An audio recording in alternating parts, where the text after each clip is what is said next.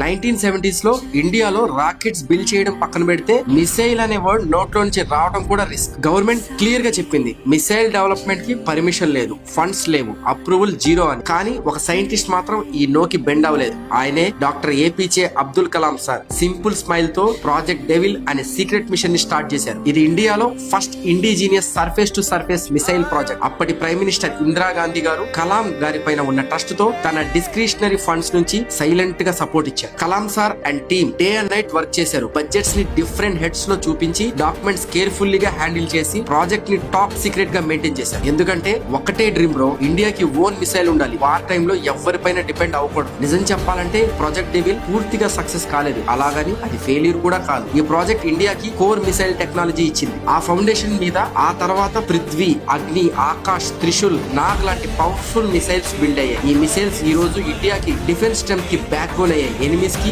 Fear factor అయ్యాయి. Dream చేయడానికి permissions అవసరం లేదు, కరేజ్ ఉంటే చాలు. By the way bro, doctor Abdul Kalam ని ఇండియా ఏమని పిలుస్తుందో తెలుసా? తెలిస్తే కమెంట్ చేయండి.